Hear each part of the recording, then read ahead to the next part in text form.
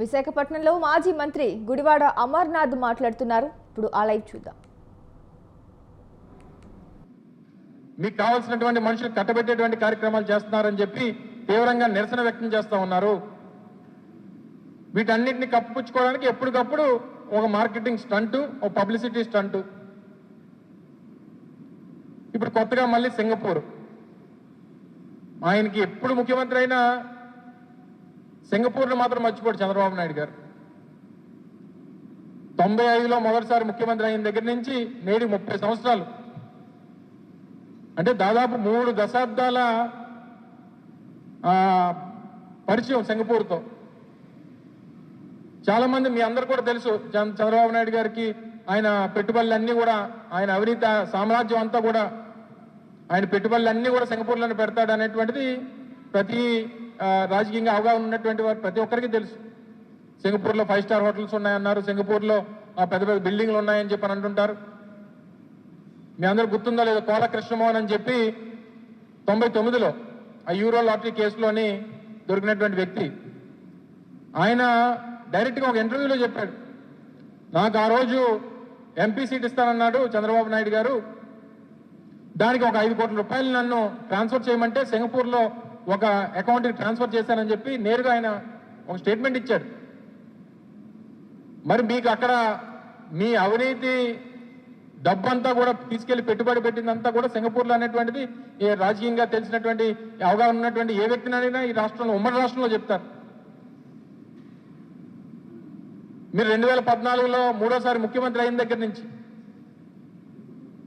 Amaravati Singapore, Singapore Amaravati, అమరావతిని Singapore చేసేస్తాను, అక్కడ ఉన్నటువంటి సింగపూర్ తీసుకొచ్చి అమరావతిలో పెట్టేస్తాను అని చెప్పి లేనిపోయినటువంటి కబుర్లు, ఇక్కడ ఉన్నటువంటి రైతుల్ని ఫ్లైట్లు వేసుకొని సింగపూర్ తీసుకెళ్ళడం, అక్కడ బిల్డింగ్లు చూపించి మళ్ళీ దానికి కొన్ని 100 కోట్ల రూపాయలు ఖర్చు పెట్టడం, అక్కడి నుంచి ఒక మంత్రి గారిని తీసుకుని వచ్చి ఇక్కడ దగ్గర 10-15 సార్లు మీటింగ్లు పెట్టడం.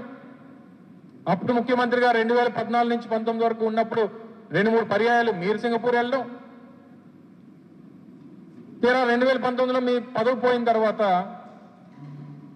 2023లో 22-23లో అనుకుంటా, మీరు ఎవరైతే ఆహో ఓహో అని చెప్పి కీర్తించినటువంటి ఆ సింగపూర్ మంత్రి ఈశ్వరన్ గారు,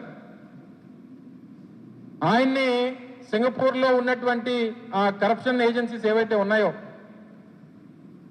ఈ కరప్షన్ ఎరాడికేట్ చేసేటువంటి ఏజెన్సీస్ ఏవైతే సింగపూర్ ప్రభుత్వంలో ఉన్నాయో, ఆ కరప్షన్ ఎలిగేషన్స్ లో ఆయన్ని దాదాపు సంవత్సరం ఎంతో జైల్లో పెట్టారు. ఎవరు? ఈ ముఖ్యమంత్రి, మన ముఖ్యమంత్రి చంద్రబాబు నాయుడు గారికి అత్యంత సన్నిహితుడు, ఈయన పార్ట్నర్ గా పిలుచుకునేటువంటి వారు. సింగపూర్ ఈశ్వరను, ఆంధ్ర చంద్రబాబు గారు ఇద్దరు కవల పిల్లలు అని చెప్పి తిరిగినటువంటి వారు. ఆయన్ని తీసుకుని వెళ్ళి సింగపూర్లో కరప్షన్ ఎలిగేషన్స్ మీద జైల్లో పెట్టారు. మనందరికీ తెలుసు, ఏషియాలో least corrupt practices, most transparent government ఏదన్నా ఉందనంటే సింగపూర్ గవర్నమెంట్. ఆ సింగపూర్ దేశం 1965లో వారికి స్వతంత్రం వచ్చిన తర్వాత బహుశా ఈ 60 సంవత్సరాల్లో అనేక సందర్భాల్లో ప్రపంచంలోనే అత్యంత లీస్ట్ కరప్ట్ ప్రాక్టీసెస్ ఉన్నటువంటి దేశాల్లో సింగపూర్ ఒకటి.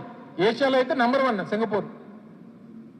అలాంటి సింగపూర్లో పనిచేసేటువంటి మంత్రి మన చంద్రబాబు నాయుడు గారికి అత్యంత సన్నిహితంగా ఉన్నటువంటి వ్యక్తి. మరి అంతమంది మంత్రులు ఉంటే ఏ మంత్రితో ఈయనకి సన్నిహిత్యం లేదు?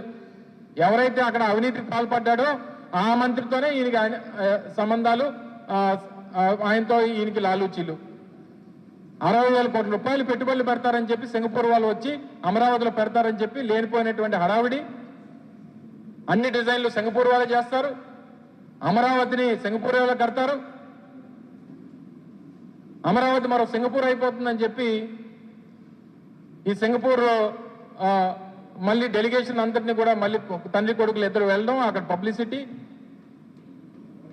ఈరోజు ఉదయం చూశాను, ఆయనకు వెల్కమ్ చేస్తూ ఆ కోలాటం ఆడుతుంటే ఆ కోలాటం మధ్యలో చంద్రబాబు నాయుడు గారు నిలబడ్డం, ఆ పాప కోలాటం ఆడుతున్న ఆడవాళ్ళందరూ మధ్యలో నించొని మధ్యలో ఈయన సిగ్గుపడ్డం. ఇవన్నీ కూడా చూసాం. ఈ పబ్లిసిటీ దేనికి, ఎవరి కోసం ఇదంతా? గడిచినటువంటి 3 దశాబ్దాలుగా అంటే 95 నుంచి 2025 వరకు ఇది 4వసారి ముఖ్యమంత్రి చంద్రబాబు నాయుడు గారు. ఈ 4 పర్యాయాల్లో సింగపూర్ నుంచి మీరు తీసుకొచ్చినటువంటి పెట్టుబడులు ఏంటి? మీరు తీసుకొచ్చినటువంటి పెట్టుబడుల కన్నా మీరు ఇక్కడ సంపాదించినటువంటి అవినీతి డబ్బు తీసుకెళ్లి సింగపూర్లో పెట్టినటువంటి పెట్టుబడి ఎక్కువ నాకు తెలుసు.